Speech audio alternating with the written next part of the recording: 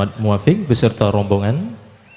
Baiklah hadirin jamaah yang dimuliakan Allah, tibalah kita pada acara inti, yakni Mau'izatul Hasanah dalam rangka bersih desa Sungai Simpang 2, sekaligus memimpin doa.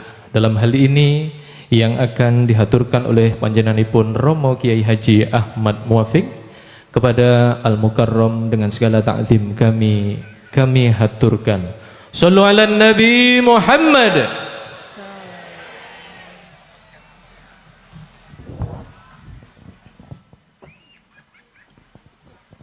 Aku radine mik. Assalamualaikum warahmatullahi wabarakatuh. Bismillahirrahmanirrahim. Bismillah, alhamdulillah, wassalatu wassalamu ala rasulillah Sayyidina Muhammad ibn Abdillah wa ala alihi wa ashabihi wa azwajihi wa dhurriyyatihi wa ahli baitihi wa man tabi'ahum bi ihsan ila yaumil qiyamah.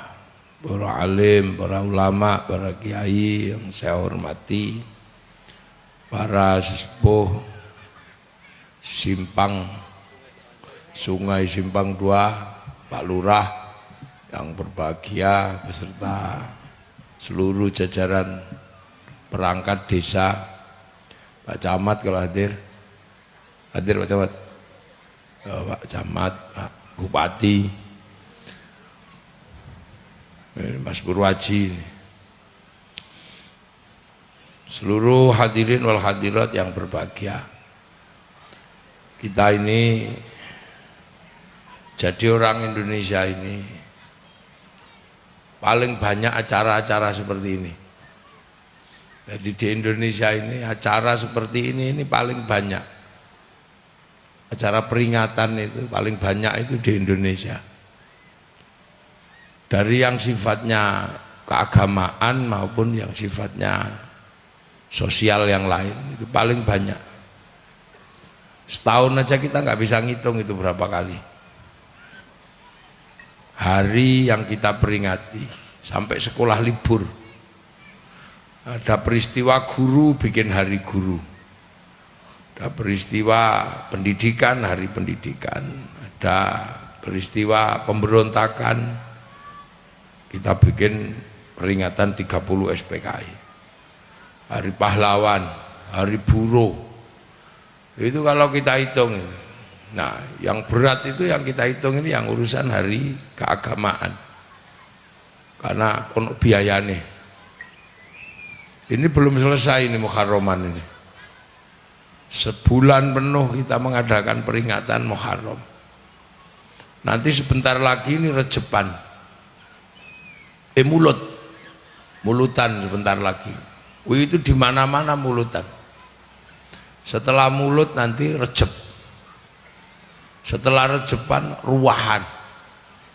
Setelah ruahan sebulan penuh Ramadan, nuzulul Quran, halal bihalal, terus apitan kalau di Jawa, tahu kalau Dzulqa'dah itu apanya. Habis itu peringatan Muharraman lagi, udah muter itu gak ada habisnya. Saya nggak bayangkan itu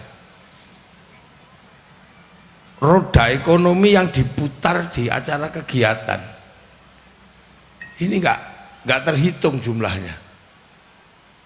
Jadi sektor informal ini luar biasa gede. Nah, karena banyak peringatan, makanya orang Indonesia itu mudah diingatkan, itulah, mudah diingatkan, tidak gampang lupa. Yang guru tanggung jawab sebagai guru diingatkan di hari guru. Yang merasa ulama selalu diingatkan di peringatan-peringatan keagamaan. Yang tentara diperingatkan di hari ABRI. Yang polisi diperingatkan di hari Bayangkari. Yang buruh diperingatkan di hari buruh. Jadi kita ini makanya orang Indonesia itu karena terlalu banyak peringatan maka mudah diingatkan. terutama dalam urusan agama.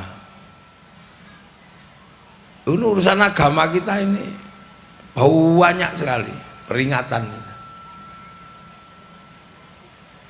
Dan semuanya dibiayai oleh masyarakat. Semuanya dibiayai masyarakat. Kita hitung aja 1 bulan Maulid itu misalnya 1 kali panggung peringatan itu 50 sampai 100 juta itu habis. Itu kalau sak kabupaten Kampar dalam 1 bulan Maulid itu berapa ratus juta itu. Mungkin miliar itu. Dan itu ditanggung oleh masyarakat. Sehingga apa? Kita ini masih bisa sering ketemu kayak begini. Saya aja ketemu dengan umat masyarakat ini sehari ini bisa, tadi pagi di Rokan Hulu itu lebih dari 50.000 orang satu lapangan. Sekarang ini mungkin 5 sampai 10.000 ada ini kayaknya, sama yang jual itu. Besok pagi ketemu lagi, besok ketemu lagi, besok di Siak. Loh, jadi, nah inilah enaknya Indonesia. Makanya negara itu mau pesan apa, itu mudah disampaikan. Karena ruang publik juga banyak. Negara dalam keadaan terancam, kiai juga bisa membantu, ulama bisa membantu. Ketika negara dilanda isu terorisme, semua kiai bisa ngomong terorisme. Paling berat itu kemarin COVID. COVID itu hadapannya adalah kerumunan. Nah, sementara yang paling banyak berkerumun itu orang Islam. Kira-kira apa polisi berani itu ngelarang Jumatan? Ya enggak berani, akhirnya nyuruh kiai tolong diperingatkan jangan Jumatan. Akhirnya kiainya besok gak usah Jumatan ya. Siap kiai. Nah, kiainya juga enak terus libur. Bukan enak itu. Terus kiai disuruh ngomong COVID, padahal kiai nggak ngerti COVID. Akhirnya kiai ya sak kecekel itu. Para hadirin, ini zaman digital. Manusia sangat berdosa di 2 hal. Dia bisa membuka apa saja dengan jempolnya, dia bisa ngomong apa saja dengan mulutnya, karena medsos membuka tangan dan mulut. Akhirnya Allah menurunkan azab. Dosa mulut harus ditutup pakai masker, dosa tangan harus pakai hand sanitizer. Betul, padahal kiai ini ngarang. Loh, yang kayak gini kita gini selalu. Dulu waktu kita dilanda isu Hizbut Tahrir, yang kemana-mana bawa bendera HT, bendera khilafah dengan bendera la ilaha illallah, umat sudah banyak sekali yang terkecoh, dipikir itu bendera kaum muslimin.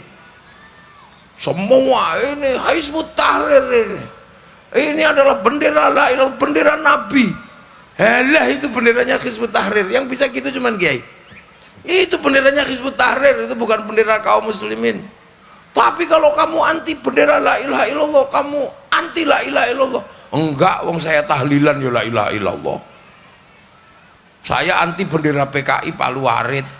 Tapi kalau pergi ke sawah tetap pakai arit, pergi nukang tetap pakai palu. Terus reda lagi. Tiba-tiba ada isu Syiah. Awas, lagunya Haddad Alwi Syiah. Itu ummi itu Syiah.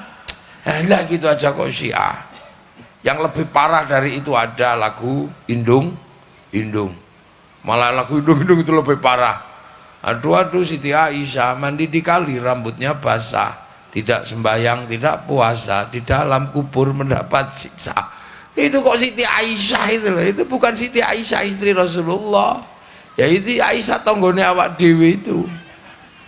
Reda lagi. Jadi coba kita bisa ingat nggak, negara dalam keadaan genting, situasi dalam keadaan genting, sementara kita melihat kondisi kaum muslimin di dunia. Suriah itu hanya masalah khilafah, itu jebol itu. kekuasaan Bashar al-Assad, dan sampai sekarang tidak tertata, malah banyak yang mati, yang pindah ke Eropa, pindah agama.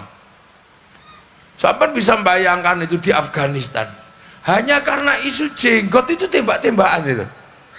Yang berjenggot merasa lebih Islam daripada yang nggak berjenggot, itu tembak-tembakan nggak ada habisnya itu. Sementara yang di sini ya udah, kalau mau pengen jenggotan ya kamu pelihara, kalau enggak ya enggak apa-apa. Bagaimana dengan celana cingkrang? Ya enggak usah, wong kita udah pakai sarung. Sarung itu kan gampang. Kalau kita pengen lebih cingkrang ya lindingan sing rodok dhuwur. Pengen melotrok ya dono. Lebih enak. Saya ini. Nah, itu semua terjadi kenapa? Ini yang harus kita ingat, bahwa kita harus punya mekanisme sosial untuk hidup menjadi lebih baik. Kita harus punya cara agar hidup ini lebih baik. Karena manusia itu hidupnya ini sudah punya sejarah panjang. Jangan sampai manusia ini mundur.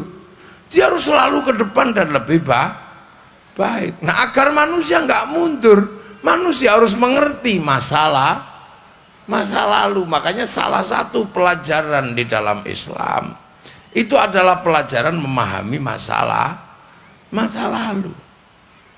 Karena manusia ini kan terus maju. Kita yang kemarin bangga, ini nggak usah yang mundur ke belakang ya.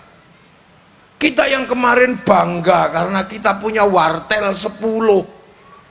Tahu-tahu sekarang wartel itu hilang. Kita yang kemarin bangga karena apa? Karena kita monggo wartawan koran, tahu-tahu korannya nggak ada. Jadi kita baru 20 tahun ini manusia udah kehilangan berapa ini coba? TV tahu-tahu hilang. Pak Pos tahu-tahu nggak ada. Coba, dulu kita ini kan kalau rindu itu nulis surat cinta, kertasnya warnanya pink, baunya mawar. Jangan sampai keliru, bau melati itu bau gendruwo. Terus kita nulis, untukmu kekasihku, semenjak kepergianmu ke simpang sungai, Sungai Simpang 2. Kenapa aku jadi merindukanmu begitu berat malam hari ini? Di saat aku merindukanmu, malah yang terbayang adalah wajah bapakmu. Yang begitu kaku melihatku karena dianggap aku manusia tidak punya masa depan. Tapi aku ikhlas karena itu pun demi kebaikanmu. Dan kebaikanmu adalah kebaikanku juga. Karena demi masa depan kau, aku dan anak-anak kita nanti. Oh, wanjang gitu nulis. Tapi di saat aku merindukanmu, kenapa radio tetangga memutar lagu Isabella? Itu kisah cinta dua dunia, lambang putus, aku gak mau itu. Oh, wanjang. Tahu-tahu hari ini kita nggak tahu itu surat itu kemana. Dulu selesai nulis kita ke kantor pos, dijilat, template no, selesai. Sekarang pos hilang, itu baru 10 tahun. Jadi zaman jangan membayangkan. Jangan kamu kira manusia itu statis. Manusia itu enggak, berkembang, bergerak.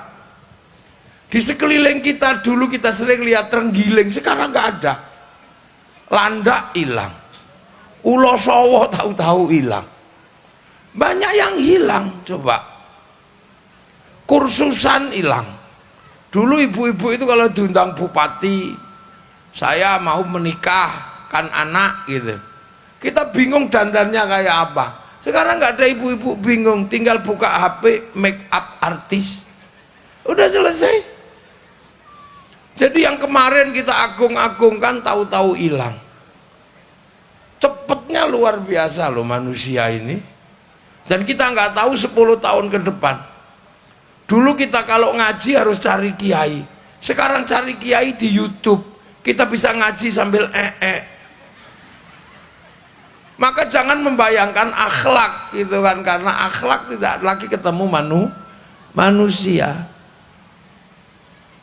Dulu kita masih bisa melihat betapa orang sakti itu dihargai karena nempeling orang pingsan gitu.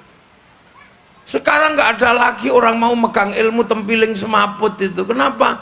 Ngaplok orang itu 60 juta. Guru ngaji nempiling muridnya aja 25 juta. Hati-hati sampean guru ngaji itu ada undang-undangnya. Loh. Jadi tahu-tahu hilang. Dulu seorang dukun cinta yang setiap hari mendoakan Sona mata kaji hajiku jaran goyang. Tahu-tahu cerita cinta yang pakai mantra itu hilang karena cinta tumbuh bersama Avanza.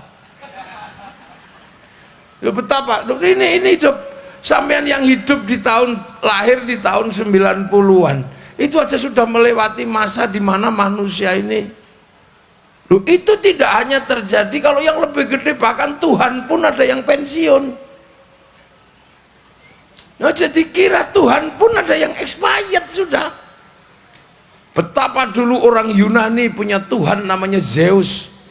Zeus menikah dengan Hera, punya anak Hercules. Tuhan itu pensiun sekarang, nggak ada lagi yang nyembah. Dulu orang Iran itu punya Tuhan api, agamanya Majusi atau Zoroaster. Sekarang mana ada lagi orang nyembah api, karena korek api bisa dibeli di mana. Dulu api itu susah. Sampai orang Majusi, orang Parsi yang sekarang Iran itu kalau nyembah api ditaruh di bangunan tinggi namanya Manaro.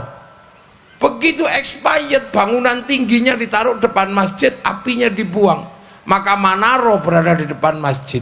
Sampai sini dikenal dengan nama menara.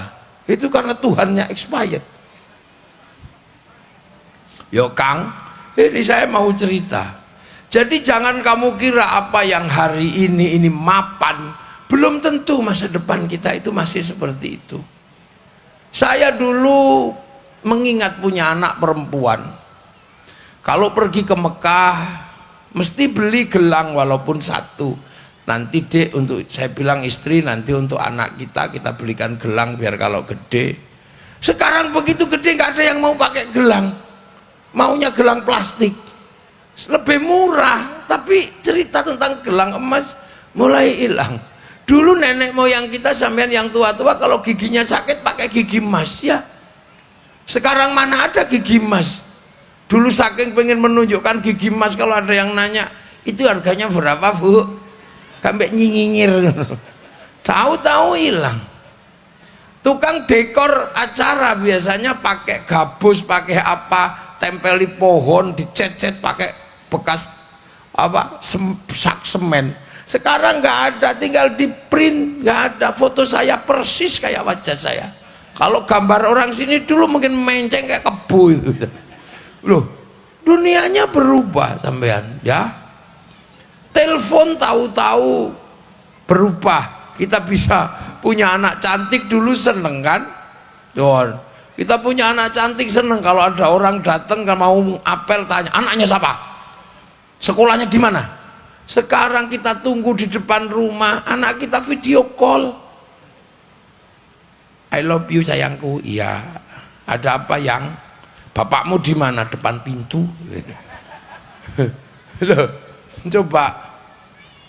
Dulu kita yang tua-tua pengen lihat TV, nyetrum ke haki. Kemana-mana nyetrum ke haki. Terus di situ kita pengen lihat apa? Kucing Afrika aja nunggu flora dan fauna. Seharian ditunggu keluarnya Pak Harmoko, Pak Murdiono. Sekarang itu nggak ada, tahu-tahu kalau pengen lihat Afrika tinggal pegang HP, pencet kucing Afrika keluar, tengu Afrika keluar, bokong India keluar. Ini dunia di sini, tahu-tahu ini bener-bener dunia ini sak godong kelor. Dulu kalau lebaran kita ini suka di pinggir jalan, siapa tahu ada orang kesasar nanya jalan. Sekarang orang nggak ada orang nanya jalan, Google Map, Sherlock. Ayo coba. Ini sebentar lagi sampean jalan-jalan nggak akan pernah nemu uang, karena uang nggak akan ada lagi, uang diganti QRIS. Itu nanti yang pensiun termasuk tuyul pensiun itu. Jadi sing duwe tuyul cepet diupdate. Maaf ya, ini cerita tentang manusia. Makanya kita ini harus belajar betapa manusia ini perkembangannya cepat. Nah, agar kita ini nggak lupa dan tahu tentang perkembangan, nggak mundur lagi, maka kita selalu memperingati masa lalu. Zaman Nabi hijrah seperti apa, zaman Nabi lahir seperti apa, zaman perang seperti apa. Ini kan kita punya etapa manusia seperti itu. Loh, makanya Islam itu juga mengajarkan bagaimana estafeta manusia yang hari ini kita alami ini juga sudah mengalami perubahan dari masa lalu manusia pertama. Tapi oleh Allah agar kita tahu bahwa ada manusia pertama, itu maka Allah menceritakan tentang manusia di zaman awal namanya Adam. Itu menggambarkan tentang manusia nenek moyang kita yang pertama. Dijelaskan di situ juga Adam itu bukan dari kampung sini. Adam itu dari langit. Dari langit ke-7. Terus ditransmigrasikan ke sini. Jadi kalau sampean cuma dari Jogja dan sekitarnya ke sini, ini dekat, itu namanya transmigrasi atau migrasi antar negara. Ini nggak tahu apa ini namanya itu. Dari langit ke-7 ke langit 1, itu manusia. Lah langit 1 ini aja jumlahnya banyak. Merkurius, Venus, Bumi, Mars, Jupiter, Saturnus, Uranus, Neptunus, Pluto. Ini langit siji. Dari Bumi ke Mars itu jauhnya kayak apa? Dari Mars ke Jupiter jauhnya kayak apa? Nah, sampean bisa bayangkan langit ke-1 ke langit ke-7 itu terus adoh kaya apa? Wallahu a'lam, sing tau rono nameng Kanjeng Nabi pas Isra Mi'raj. Kita itu dari langit ke-7 sana. Kita itu didata dulu di sana. Sebelum kita turun ke sini, kita didaftar di sana, di pusat datanya Tuhan. Jadi Allah punya cloud, punya harddisk besar yang berisi catatan dunia. Namanya Lauhil Mahfud. Ya, itu yang orang Yahudi menyebut tabut Sulaiman. Orang Yunani menyebut kotak Pandora. Orang Jepang menyebut kantong Doraemon. Pusat data, dari situ manusia diturunkan ke sini. Fanfukhruh, turun ke sini, itu kita. Tapi kalau Nabi Adam itu bail up, turun beserta jasadnya udah jadi di sana, turun ke sini. Turun ke sini pertama di mana? Diturunkan di Mekah situ itu. Di Mekah. Nabi Adam sendirian, belum ada yang lain. Tingginya 60 dhira', sak dhira' segini. Berarti sekitar 45 sampai 50 meter tingginya Nabi Adam. Kalau cuman duduk di Sungai Rokan itu mampet itu. Besar Nabi Adam itu. Nang sampean rasa bayangno kathoke sak pira. Besar Nabi Adam itu 60 dhira'. Itu sendiri. Jalan-jalan di dunia masih masih isinya ya, masih kadalnya masih segede dinosaurus itu. Jalan-jalan sambil rindu. Nabi Adam kangen sama Siti Hawa, wong habis menikah terus Nabi Adam pergi ke sini, Siti Hawa masih di sana. Betapa rindunya manusia. Makanya manusia turun ke dunia pertama kali ujiannya itu ujian rindu. Belum ujian sholat, belum, ujiannya pertama itu kangen. Makanya di dunia ini sampai hari ini nggak ada yang lebih sakit daripada sakit kangen. Makanya jangan rindu, rindu itu berat. Sakit gigi disuntik sembuh, mencret kasih sembuh. Tapi kalau rindu makan nggak enak, tidur nggak nyenyak, nggak keluar.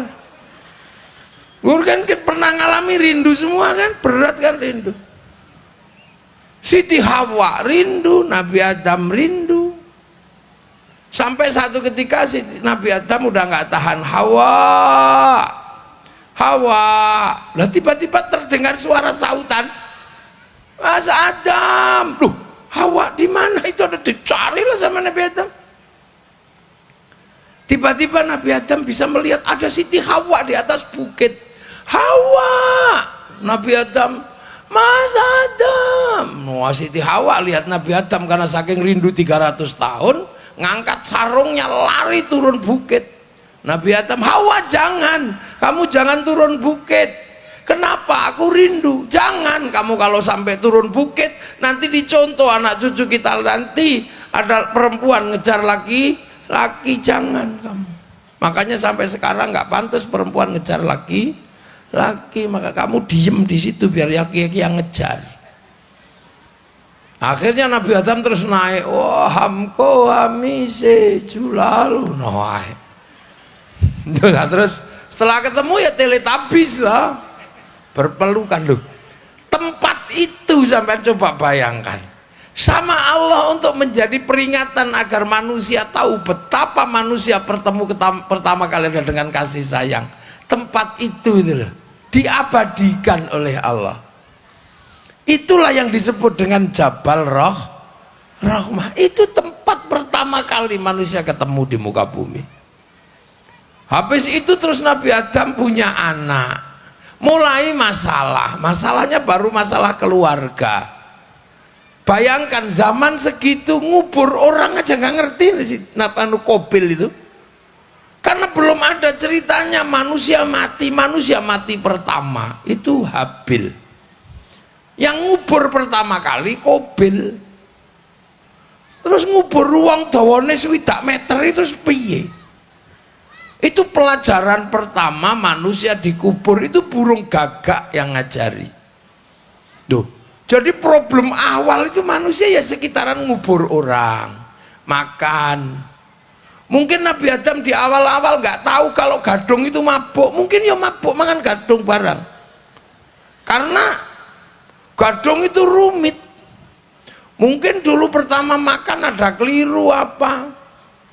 Baru urusan makan yang diributkan, pelatihan makan, memberi nama. Sampai akhirnya manusia berkembang, ada Nabi Idris. Nabi Idris masalahnya adalah masalah orang nggak percaya sama Tuhan. Itu sak kampung ra ono sing percaya. Nabi Nuh, anaknya masih nggak percaya sama Tuhan. Pelajarannya baru pelajaran bikin perahu. Belum ada pelajaran bikin mobil, bikin pesawat, bikin apa? Belum ada, nggawe marimas urung eneng.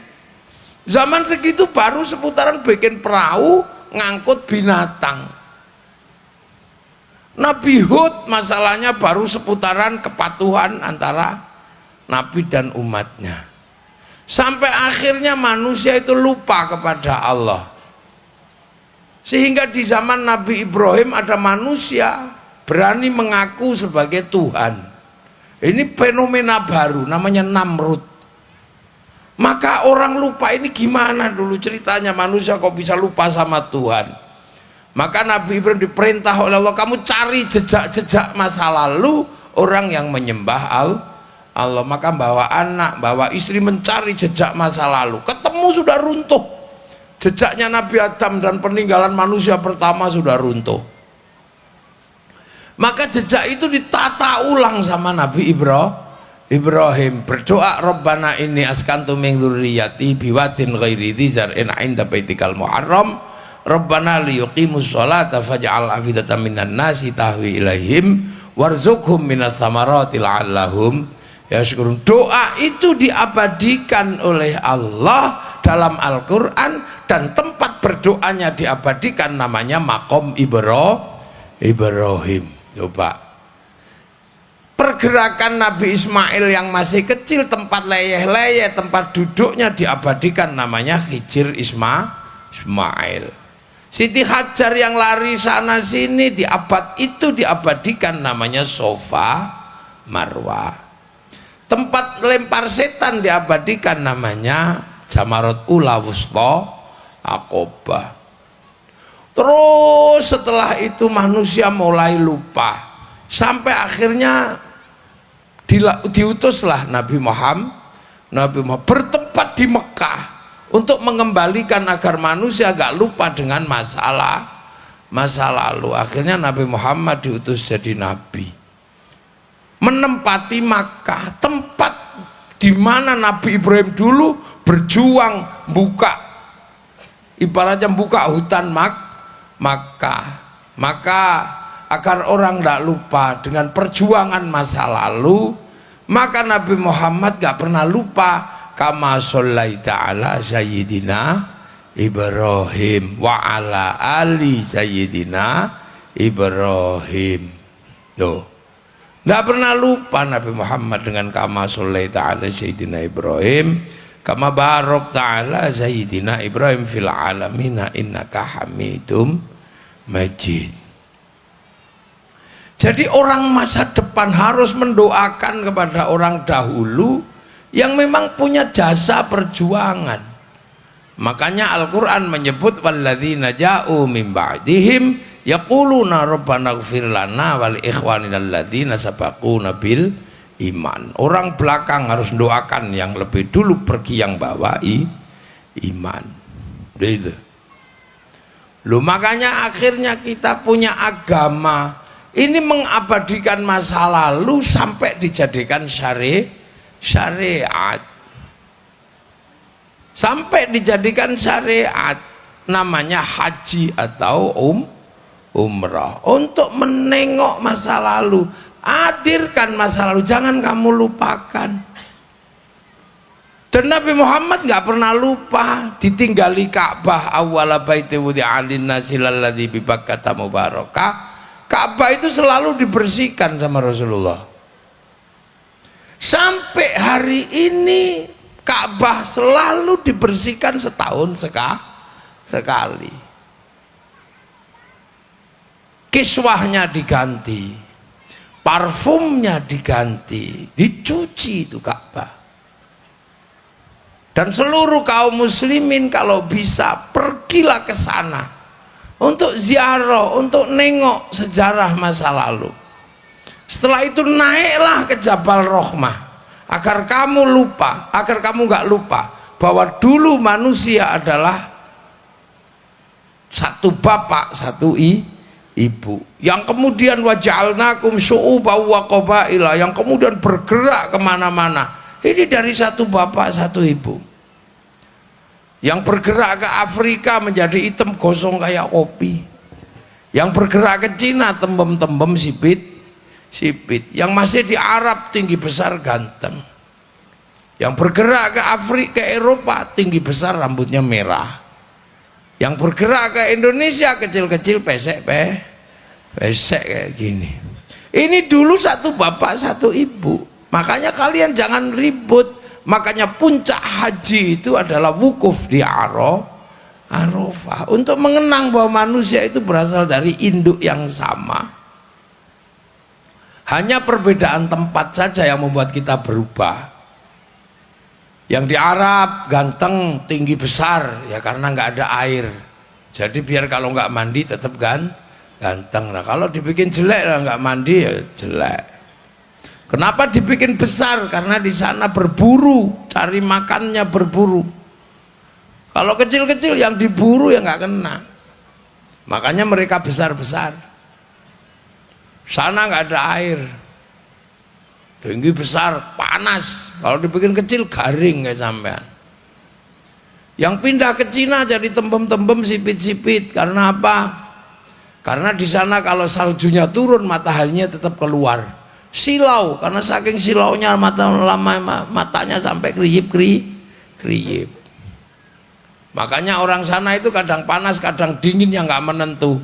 Akhirnya tubuhnya bergejolak, maka mereka gampang punya anak. Dan sekarang Cina menempati keberadaan anak terbesar dunia, sudah sampai 2 miliar orang. Cina ini 2 miliar. Makanya Cina itu 1 juta ton gandum sehari sudah nggak terpenuhi. Sampai ini sembayang no, 1 juta ton gandum go ngelelep wong Kampar wis kelelep seminggu 1 juta ton gandum per hari mangan kabeh. Pak Lurah kasih makan orang satu kampung aja udah capek itu duitnya gimana. Ini 2 miliar orang. Makanya orang sana itu kalau bikin gandum dijadikan mie, makannya disumpit biar awet. Kalau makannya kok sampean dicawuk yo cepet entek. Mereka lebih suka makan babi daripada kambing. Kambing nggak memenuhi syarat karena kambing itu pentilnya 2, anaknya 1. Babi pentilnya 12, anak itu 30. Wah, ini rasional mereka. Makanya ayam dipaksa 40 hari bisa dimakan kalau di sini. Di sana dipaksa 15 hari bisa dimakan. Jadi problem dunia di sana luar biasa serem. Cina mengalami problem makanan. Walaupun sekarang dia menguasai uang dunia, tapi satu yang dia lupa bahwa gandum nggak bisa didownload, babi nggak bisa didownload, dia harus diternak. Eropa kenapa tinggi besar? Karena mereka ada musim dingin minus 70. Kalau dibikin kecil-kecil kita kayak kita kedinginan mati. Makanya mereka dibikin besar. Mereka kalau musim dingin kalau nggak makan daging kurang kalori mati. Susu dikeraskan menjadi keju, susu dibusukkan namanya yogurt. Dia harus makan itu. Daging harus ada. Semuanya harus ada. Matahari hilang selama 4 bulan. Begitu matahari hilang, daun nggak ada, rontok di musim gugur. Satu-satunya yang nggak rontok cuman daun cemara, padahal daun cemara nggak bisa disayur. Makanya Natal bulan Desember menggunakan daun cemara karena daun itu nggak rontok di bulan Desember. Jadi nggak usah marah bahwa pohon cemara adalah pohon Kristen, nggak usah. Jangan tanam cemara di depan masjid kami, itu pohon Kristen. Semenjak kapan pohon punya agama? Kita mesti paham ini. Orang Eropa begitu mataharinya hilang, ikan nggak ada karena semua air menjadi es. Maka mereka mengawetkan ikan menjadi sarden, dipangan di musim dingin. Maka kita nggak usah ikut-ikutan makan sarden. Wong tiap hari sungai kita bawa ikan, nggak ada ikan kodok juga ada. Orang Eropa kalau musim dingin listrik tidak boleh mati, maka dia harus cari minyak, harus cari batu bara untuk menghidupkan listrik. Di musim dingin harus pakai pemanas, di musim panas pakai pendingin, maka pakai AC. Kita lebih enak, nggak panas nggak dingin, teknologinya cuman sarung. Kalau panas kebut-kebut sarung, kalau kedinginan kemulan sarung. Enak kita ini.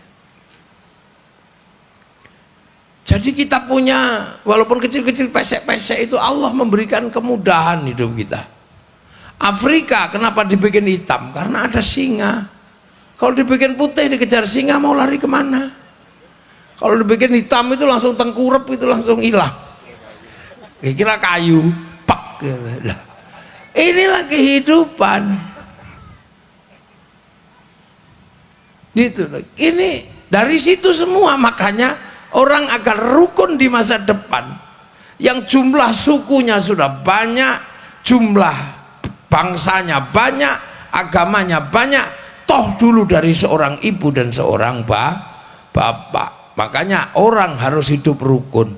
Bahwa di zaman Nabi Adam baru 2 orang, di zaman kita manusia sudah beraneka ragam. Makanya harus ingat, pergi ke Jabal Rahmah. Setelah itu kurban, jangan sampai manusia yang jadi kurban, binatanglah yang akan jadi kurban, karena binatang makanan manusia. Maka nyembelih unta, nyembelih sapi.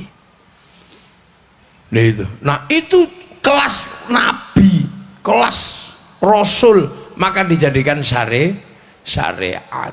Nah kita akhirnya mencontoh bahwa kita juga punya masa lalu. Nabi Muhammad di sana menempati Makkah, kampung yang dibangun Nabi Ibrahim, membersihkan Ka'bah. Nah, kita ini juga punya, tapi skalanya kecil, simpang 2. Simpang 2 juga tidak serta-merta ada di hari ini, tapi dia juga bagian dari perjuangan para pendahulu.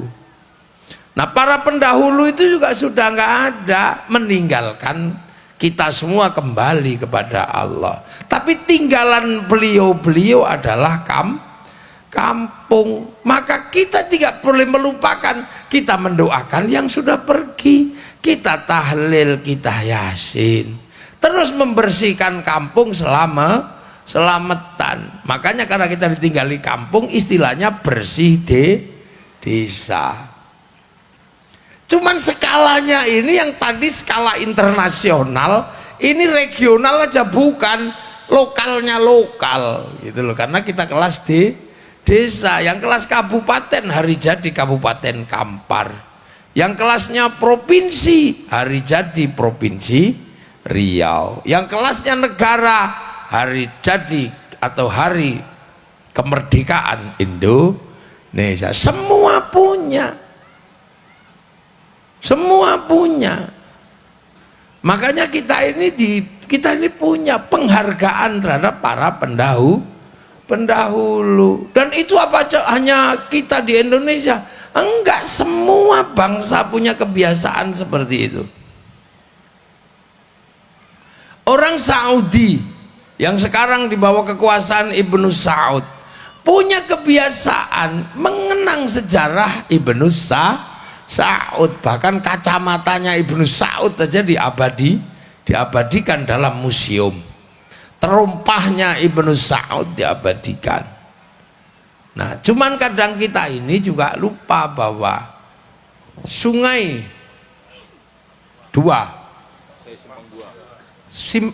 Simpang 2 ini juga punya masa lalu. Makanya bersih desa ini salah satu agendanya kalau bisa tahun depan itu bangun rumah ini kecil aja 10 kali 10 lah. Tentang isinya apa isinya? Ya isinya cangkulnya orang dulu itu kayak apa. Kan sekarang sudah ganti bulldozer. Nah dulu cangkul itu seperti apa? Siapa sih yang datang ke sini pertama kali? Namanya diukir di situ. Agar sini juga punya kebanggaan bahwa kalian punya masa lalu. Maksudnya kalau disepakati bangun aja sebuah rumah. Kalau nggak pakai dana desa, iuran sekampung, bikin aja rumah 10 kali 10. Oh, ini geraji pertama, kapak pertama dulu yang dibawa ke sini, fotonya rumah zaman dulu, sebentar bikin miniatur, biar anak-anak itu tahu siapa sih namanya, kuburannya di mana saja orang pertama. Oh, ini orang pertama yang mati dimakan ular. Ya nono betul. Oh, ini rumah orang yang pertama kali ditabrak babi. Itu ada, kalau bisa itu nanti ada. Makanya semua dunia untuk mengenang masa lalu punya museum. Karena orang masa lalu itu punya hak. Untuk apa? Untuk dikenang. Dan kita agar nggak mengulang masa lalu ini seperti yang nggak terulang, kita akan terus bergerak ke masa depan. Oh, yang suka tawuran sudah. Oh, yang ini sudah. Yang ini sudah. Ini sudah, biar mereka semua tahu masa lalu. Makanya dunia internasional ini punya cara dan mekanismenya masing-masing. Hari ini kita nggak pernah lagi bercerita bahwa kita juga punya masalah. Lalu sampai ke tingkat negara kita nggak pernah ceritakan lagi. Yang lebih banyak diceritakan itu kan ceritanya orang luar. Para ulama Nusantara nggak diceritakan. Orang lebih suka menceritakan ulama Yaman, ulama Suriah, ulama Ikhwanul Muslimin Mesir. Kita lebih suka menceritakan itu. Anak-anak sudah nggak ngerti lagi cerita tentang apa Tuanku Tambusai, udah nggak tahu orang sini. Raja Ali Haji, Hamzah Fansuri, Nuruddin Ar-Raniri, Nggak punya. Kita udah nggak punya lagi cerita tentang itu. Hang Tuah, panglima perempuan pertama kali yang mampu menaklukkan Portugis, Malahayati. Kita nggak pernah lagi ada ceritanya di situ. Orang sini orang Melayu, tapi sudah nggak ada yang tahu bagaimana perang terbesar di dunia yang dikenal dengan perang Pamalayu. Orang sudah nggak ngerti.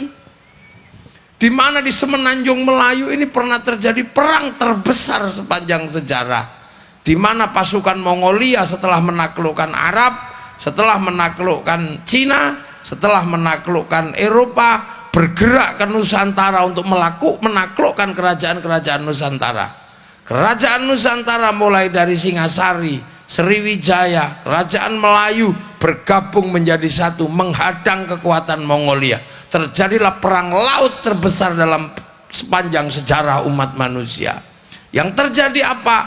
Pasukan Mongolia penakluk Eropa, penakluk Cina, penakluk Arab, semuanya takluk dengan pasukan Nusantara. Nggak ada yang menceritakan.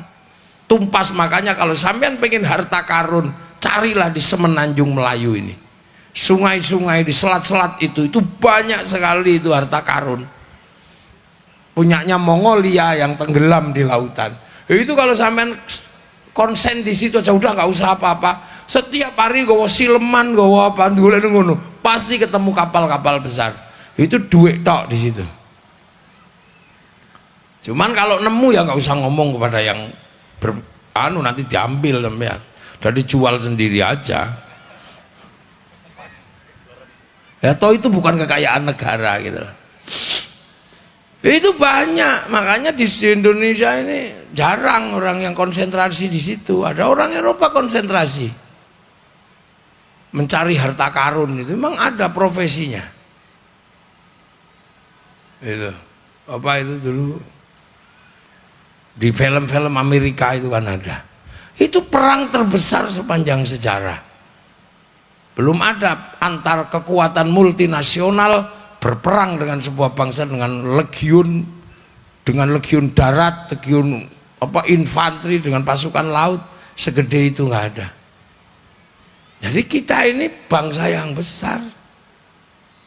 Kita menceritakan piramida punyanya Mesir, tapi kita lupa menceritakan Borobudur, kita lupa menceritakan Prambanan. Kita lebih banyak bercerita tentang Cinderella, kita lupa cerita tentang bawang putih, bawang merah. Kita lupa. Padahal cerita tentang Cinderella itu cuma satu yang saya ingat. Saya paling kagum dengan Cinderella itu cuma satu. Dia kehilangan sepatu, mendapatkan cinta dan kerajaan. Perempuan sekarang kadang kehilangan segalanya, nggak mendapatkan apa-apa. Tepuk, kekasih sungkan-sungkan. Ayo saya hati-hati. Cinderella itu cuma kehilangan sepatu, dia mendapatkan cinta dan kerajaan. Ya sekarang sudah kehilangan apa saja, nggak mendapatkan apa-apa. Jangankan cinta. Gue tepukin gurita. Pengalaman di teladung. Lah gitu lah. Kita nggak ada yang menceritakan. Hari ini kita nggak menceritakan semuanya. Nah, bersih desa ini suatu saat harus diceritakan asal usul desa itu seperti apa. Jadi ada manakibnya. Mungkin besok tahun depan harus ada yang bacakan. Orang pertama kali yang datang ke sini anak-anakku sekalian, orangnya ini, rumahnya RT sekian, sekian, yang masih tersisa gerdune tok. Itu kan bisa. Jadi bersih desa itu kalau di tempat saya ada yang cerita tentang sejarah desa, karena ini istilah budaya. Kalau istilah administratif itu hari jadi. Kalau di kampung ada istilah semi religi, itu nyadran, sedekah bumi. Nah bersih desa ini sebenarnya juga istilah budaya. Kalau istilah administratifnya adalah hari jadi. Nah ini hari jadi, harus ada yang baca, harus ada yang cerita. Desa ini dulu kenapa dikasih nama Simpang 2? Duanya itu di mana? Karena simpang bisa dari simpang 3, ada simpang 4. Ceritakan itu biar anak-anak ini tahu. Makanya kalau bisa besok peringatan bersih desa itu adakan siang hari apa pagi hari, biar anak-anak kecil-kecil ini masih melek semua bisa diceritani. Nah kalau jam segini kan udah pada tidur, mestinya mereka sore ini belanja itu kan, jajan-jajan itu. Jadi jajannya laku, apa-apanya laku, itu jadi sedekah juga kepada orang yang sudah mendahului kita. Karena dia jualan di sini dapat uang, dia pulang senang, anaknya bisa bayar SPP, itu menjadi sedekah buat nenek moyang kita. Makanya dulu ada sedekah, istilah sedekah bumi, karena yang disedekahi sudah di dalam bumi. Ini sama aja, khol desa, sedekah bumi, bersih desa, hari jadi, itu sama. Itu semuanya sama. Loh, makanya negara-negara yang maju itu punya ceritanya masing-masing. Dan ini harus kita mulai untuk menceritakan. Allah menceritakan bangsa Arab, menceritakan bangsa Mesir, Nabi Musa diceritakan, bangsa Filistin diceritakan, bangsa Arab diceritakan. Nah sekarang kita juga punya hak untuk menceritakan bangsa kita. Orang Amerika menceritakan bangsanya lewat film Hollywood, mulai dari kedatangan mereka di zaman Wild West sampai The Last of the Mohican, dia ceritakan. Makanya mereka kebanggaan pada Amerika tinggi. Kalah di Vietnam, dia bikin film Rambo 1 sampai 6. Kalah dengan Cina, dia bikin American Shaolin, American Kung Fu. Kalah dengan Jepang, bikin American Samurai, American Ninja. Bahkan samurai terakhir dari Amerika namanya Tom Cruise dalam film The Last Samurai. Orang Jepang punya cerita yang panjang tentang bangsanya, mulai dari Oshin sampai samurai. Bahkan samurai muda diceritakan dalam film Samurai X dengan tokohnya Rurouni Kenshin. Bangsa Cina punya ceritanya mulai dari ular putih sampai ular hijau, mulai dari Wong Fei Hung sampai Sun Gokong. Korea menceritakan bangsanya mulai dari cinta dan tragedi dalam drakor, drama Korea. Akhirnya bangsanya hidup karena apa? Orang kemudian kenal Korea dan mencintai budaya Korea. Akhirnya rambutnya merek Korea, sepatu model Korea, duit semua, musik BTS juga dari Korea. Malaysia mulai menceritakan bangsanya, diceritakan lewat si Upin dan si Ipin. Mereka punya masa lalu dengan anak-anak India, kenalkan tokoh kecil namanya Jarjit. Mereka punya masa lalu bersama anak-anak Cina, kenalkan Mei Mei. Mereka punya masa lalu dengan anak-anak Indonesia, kenalkan Susanti. Lah kita nggak ada lagi yang menceritakan seperti ini. Sejarah besar bangsa malah banyak yang dihilangkan. Tahu-tahu ada tokoh besar Kiai Hasyim Asy'ari hilang dalam catatan sejarah perjuangan kemerdekaan. Loh, yang gede aja belum ketemu, malah kita tiba-tiba banyak menghilangkan tokoh dengan alasan ini kepentingan politik dan yang lainnya ideologi. Ini nggak sehat. Cina menceritakan Mao Zedong, dia menceritakan Sun Yat-sen, dia menceritakan Deng Xiaoping. Nah, semuanya diceritakan. Kita nggak pernah lagi bisa mendengar cerita tentang Syahrir, tentang Bung Hatta, tentang Bung Karno. Yang kita tahu cerita bahwa Bung Karno itu jahat karena menceritakan generasi yang nggak suka dengan Bung Karno. Kita nggak tahu lagi ceritanya tentang Tan Malaka. Kita nggak tahu lagi ceritanya Sultan Takdir Ali Syahbana. Dan nggak punya. Hampir kita nggak bisa menceritakan masa lalu kita. Bangsa yang kehilangan masa lalu adalah bangsa yang akan kehilangan masa depan, karena mengetahui masa lalu adalah jalan untuk meminang masa depan. Kita nggak punya kebanggaan, sehingga kita kadang lupa ayam itu besar di Indonesia, begitu gede dikit kita kasih nama ayam Bangkok. Jambu gede dikit kita kasih nama jambu Bangkok, nggak ada jambu rio gitu. Kambing kalau jelek, kambing Jawa, pedus Jawa. Sehingga kita kadang lebih bangga dengan rambutnya orang Eropa. Akhirnya rambut kita merah-merah. Jadilah LKMD, londo kok mengendasi. Nah ini tugas kita semua.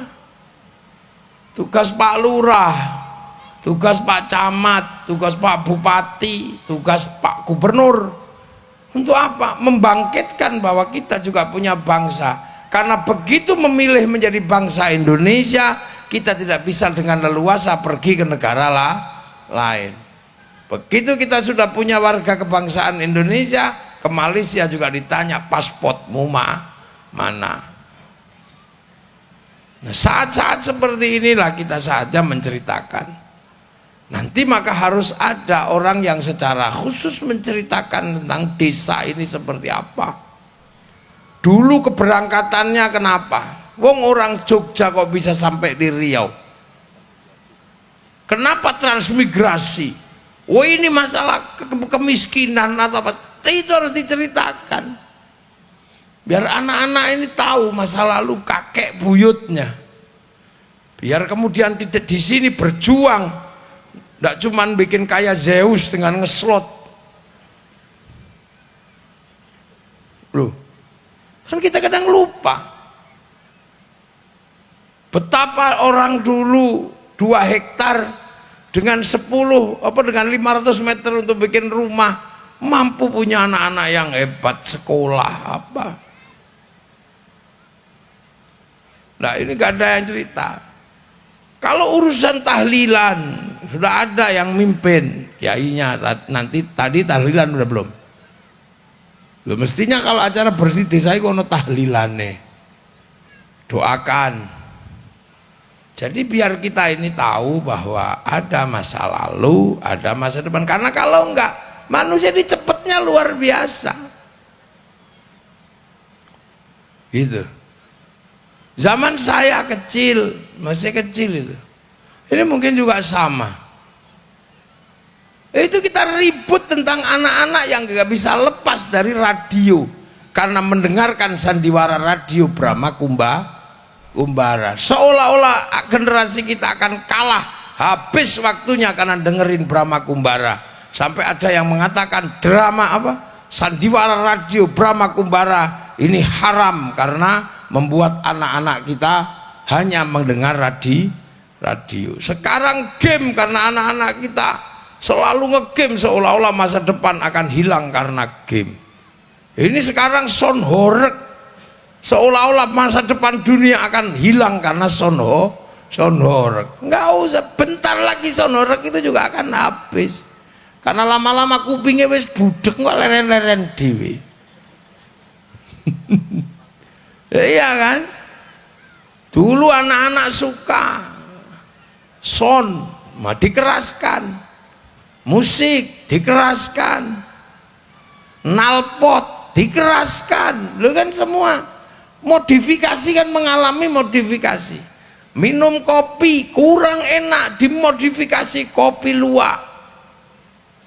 Nanti kopi luwak kurang enak kopi manusia kan kita juga dimakan dulu sama manusia terus dikeluarin baru itu kan kita gak tertutup kemungkinan. Sudah cantik dimodifikasi lagi pakai skincare. Loh, manusia itu begitu.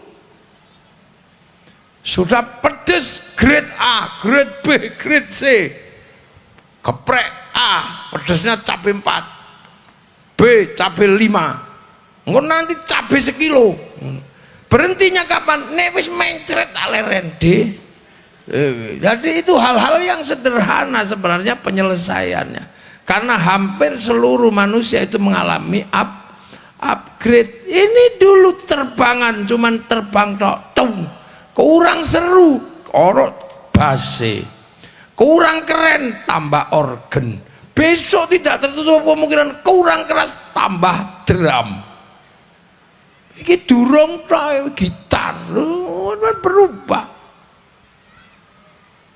Manusia upgrade. Nasi sudah enak pakai sambal, kurang pakai gulai, kurang lagi pakai sate, sate kurang serem, tusuknya jari-jari sepeda. Lu ini kan biasa aja sebenarnya. Dunia itu mengalami apa? Penguatan di semua lini. Sendal kurang tinggi, sandalnya tinggi sampai setengah meter, kalau udah keteklek mandek. Itu dunia itu begitu, mengalami semuanya. Dulu wayang seneng, begitu wayang sudah ada yang namanya sinetron film, wayangnya libur. Akan terus begitu. Ayo. Udah kuat, masih kurang kuat, minum obat kuat. Engko wis perotol mandek. Intunya itu kayak begitulah. Pergerakan ini harus dijelaskan kepada anak-anak. Karena apa? Kita ini punya masa depan dan masa lalu jangan sampai hilang. Makanya yang terpenting dari acara Bersih Desa sesungguhnya adalah menjelaskan kembali tentang desa. Kalau hari ini ngundang saya, ini sebenarnya adalah memperbesar aspek sedekahnya. Karena dengan kedatangan saya, tiba-tiba terus orang semuanya datang, yang jualan laku semua, dari yang laku kemudian senang karena anaknya bisa beli jajan, dagangannya laku, dan itu jadi pahala yang akan sampai kepada para pendahulu. Makanya dulu wayang itu juga bukan karena yang mati pengen minta wayang itu, ya enggak, karena wayang mampu mendatangkan orang, dan dari situ orang jualan semuanya senang. Idkhalus surur sedekah, memberikan kesenangan kepada orang lain adalah sedekah. Kalau konsepnya ini itu memperbesar aspek sedekah sampai akhirnya nanti semakin besar. Nah, itu yang terjadi. Makanya tidak ada lagi perdebatan ini syariatnya gimana. Ya syariat yang paling gede yaitu haji sama umrah, dan setahun sekali Ka'bah diganti kiswah. Itu syariat karena kelas internasional. Kita mencontoh kelas lokal ya Bersih Desa. Ada yang seorang tidak ditinggali desa, tinggali keris, ya nyuci keris. Ada yang kelasnya ditinggali ake, ya nyuci ake. Ada yang kelasnya cuma ditinggali burung, yang ngombe apa ngedusi manuk. Itu kelasnya dewe-dewe. Di kelas yang berbeda-beda inilah manusia mengambil ibrah, mengambil contoh. Itu. Jadi mengambil ibrah, mengambil contoh. Karena apa?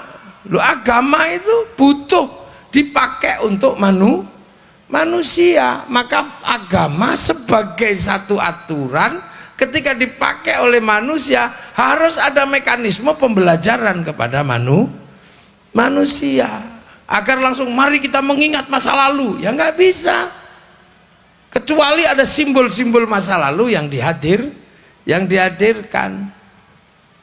Kalamullah bila sautin wala harfin, tidak dengan suara, tidak dengan huruf, tapi ketika dipakai oleh manusia ya harus ditulis dengan suara, dengan huruf. Seperti orang zikir itu mengingat Allah, tapi karena manusia nggak pernah ketemu Allah, maka mekanisme zikir harus dipahami oleh manusia. Bagaimana ketika dia menyebut, mulutnya harus bunyi, biar nggak ngantuk dia gedek. Dan gitu, biar tangannya ini bisa mengingat Allah, dikasih tasbih. Karena sesuatu yang bisa berkata harus menyebut asma Allah. Loh, tangan ini kan nggak bisa bunyi, tapi tangan kan bisa berkata-kata. Makanya tangan harus diajari menyebut asma Allah. Tangan ini bisa ngomong, jangan dikira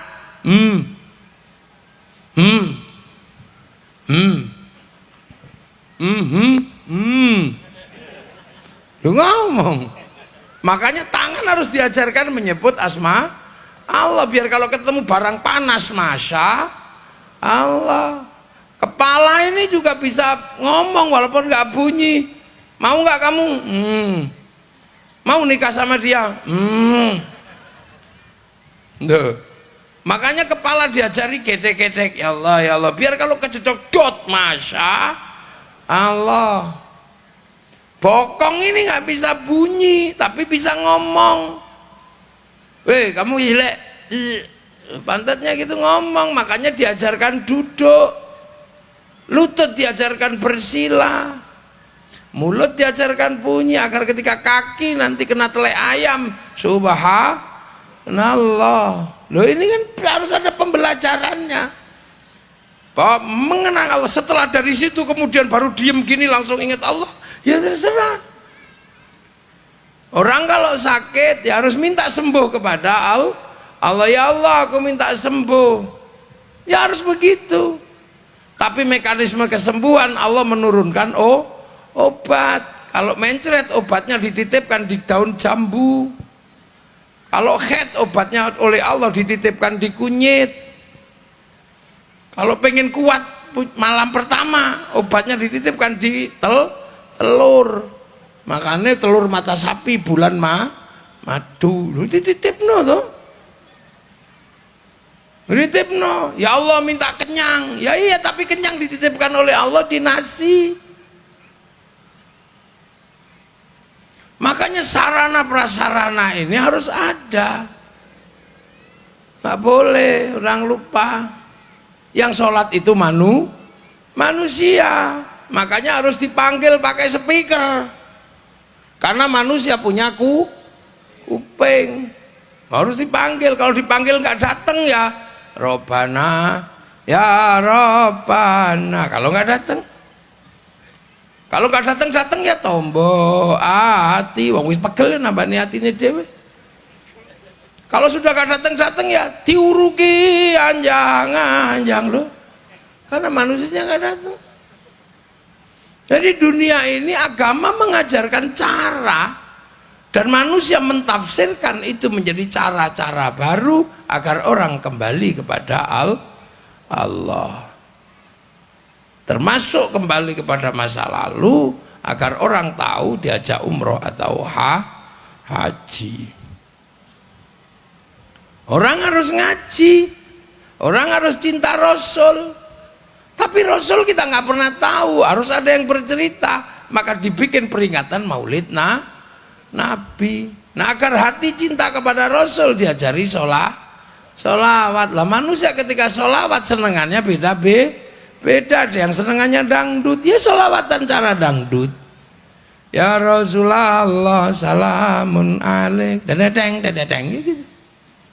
Yang sukanya lagu Jawa ya Nabi salam alaika, ya Rasul salam alaika. Yang sukanya putus cinta ya Nabi salam alaika, ya Rasul salam alaika, ya Habib salam alaika, salawatullah alaika. Ya narap cerita karo sapa lho ini ada cara dan mekanismenya. Nah, kita kadang lupa mekanisme dan cara itu. Konsep gedenya di sana. Tapi Islam harus dipakai oleh orang seluruh dunia. Makanya konsep Islamnya sama, caranya bisa beda. Islam perintah kulu wasyrabu, makanlah dan minumlah. Yang di Arab makanannya sampai sekarang masih kurma, maka sunnah makan 3 jari masih berlaku. Begitu sampai di sini yang ditemui soto 3 jari ya bubar.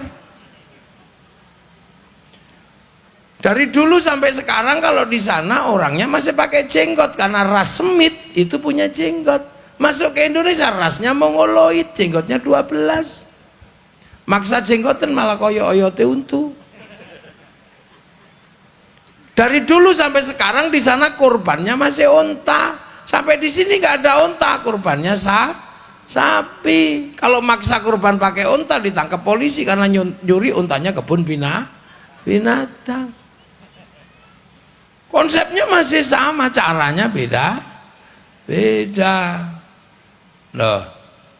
Zakat dari sekarang sampai dari dulu sampai sekarang di zaman Nabi, ya zakatnya masih gandum. Di sini ya padi, beras. Orang puasa di sana ya dari dulu sampai sekarang juga masih sama, yang ditemui padang pasir. Sini ketemu jambu, ketemu mangga, ketemu sungai. Makanya orang sini lebih baik tidur daripada nggak khusyuk. Naumuso imin ibadatun. Begitu tidur terus kiainya nyari santri capek, disumetke mercon sudah. Maka mercon itu bagian dari perangkat ahli sunnah wal jamaah. Orang haji di Mekah sana ya enak, wong Ka'bahnya di depan mata. Di sini antri 40 tahun, biayanya 50 juta. Maka orang sini nempelkan gambar Masjidil Haram. Kalau mau berangkat baru latihan di alun-alun kampar labbaik Allahumma hajjan.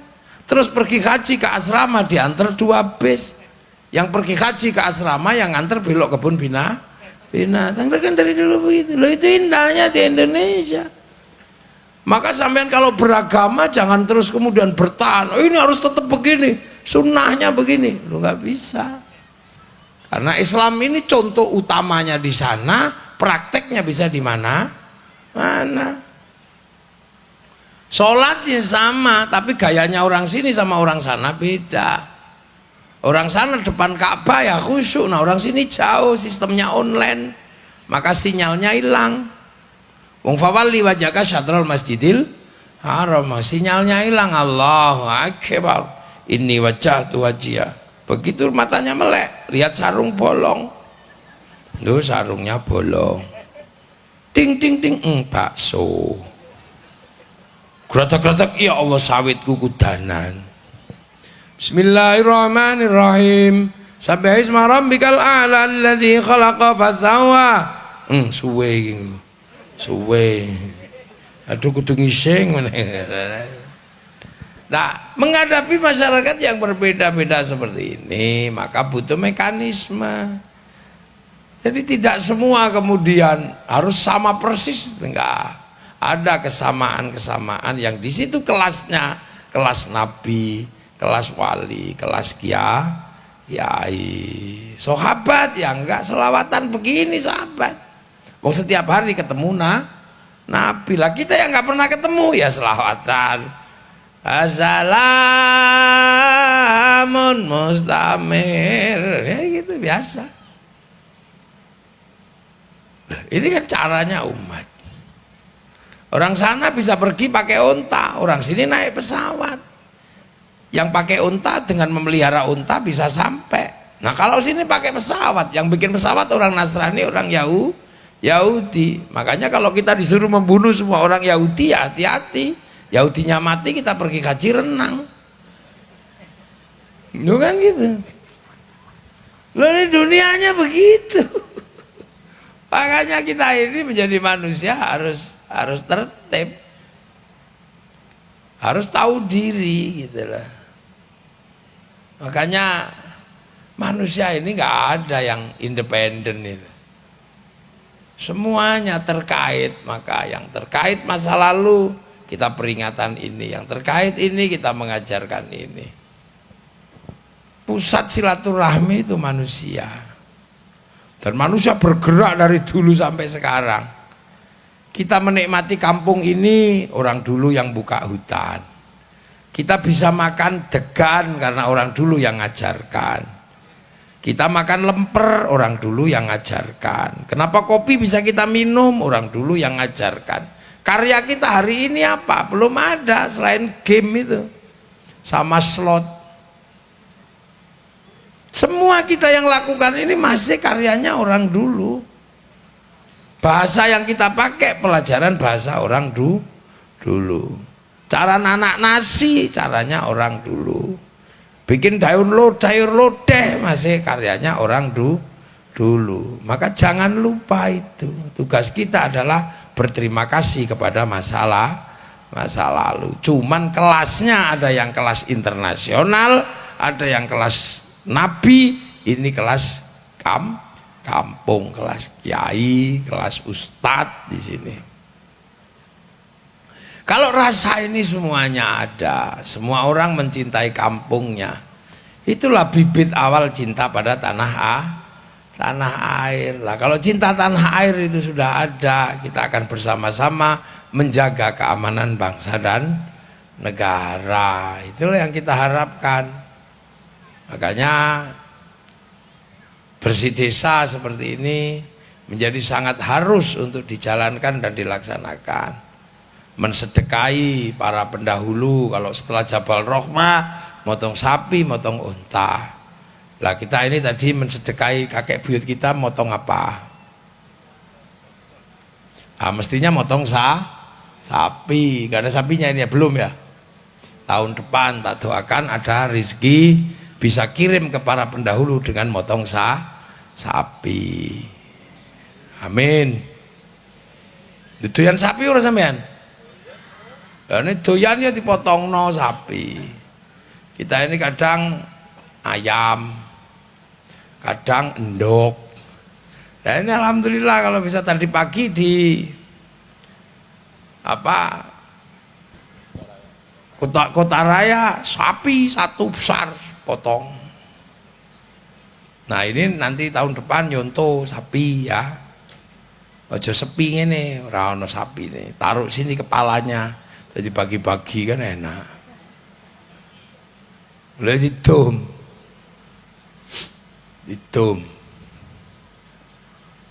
Jadi sedekahnya juga harus dipikir. Kadang ada yang mengatakan jangan merepotkan orang mati pada orang hidup. Ya pikiranmu itu bagus.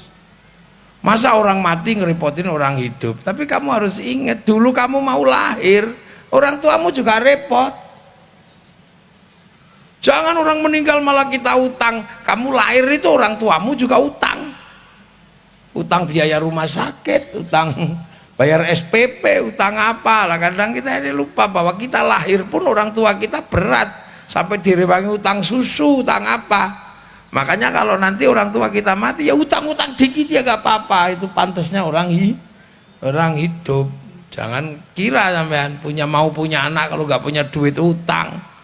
Ada yang kebun sampai habis gara-gara ngutang ke anak, terus ya nyaur gak iso karena kebunnya gak cukup. Itu. Jadi kita masih punya seperti ini itu enak. Punya tempat disediakan oleh masa lalu. Sehingga kita semua bisa menjalankan agama dengan enak. Menjalankan agama dengan tenang. Ini karena kita apa? Kita punya bangsa dan negara yang enak, dan itu harus dimulai dari yang kayak begini, menceritakan nenek moyang kita. Nenek moyang dulu begini. Makanya semoga apa yang kita lakukan pada malam hari ini menjadi titik awal anak-anak muda generasi sungai Simpang 2 memahami bahwa ada jasa dan ada perjuangan masa lalu yang dilakukan oleh para pendahulu demi masa depan kita hari ini. Dan kita semua mendapati nenek moyang kita yang sudah meninggalkan kita semua dalam ridha Allah Subhanahu wa ta'ala. Al-Fatihah. Iyyaka na'budu wa iyyaka nasta'in ihdinas siratal mustaqim siratal ladzina an'amta 'alaihim ghairil maghdubi 'alaihim waladdallin. Amin. Bismillahirrahmanirrahim. Alhamdulillahirabbil alamin hamdan na'imin hamdan syakirin hamdan yuwafi ni'ama wa kafi'u mazida. Ya rabbana lakal hamdu kama yanbaghi fi jalali wajhikal karim wa 'azimi sultanika. Allahumma khtim lana bil iman, Allahumma khtim lana bil khair, Allahumma khtim lana min qawli la ilaha illallah Muhammadur Rasulullah wa musil khatimah. Laka ya Allah ij'al lana dzurriyyatan min al-miril khair libadan sulul qiyamah binurul iman.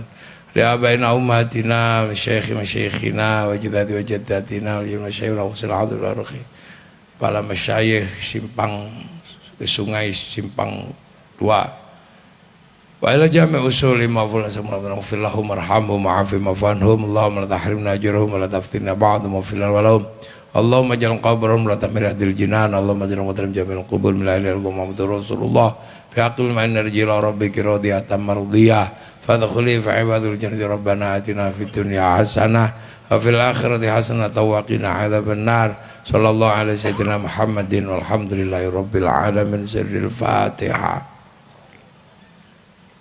Siratal ladzina an'amta 'alaihim ghairil maghdubi 'alaihim waladdallin. Amin. Assalamualaikum warahmatullahi wabarakatuh. Allahumma shalli ala sayyidina Muhammad.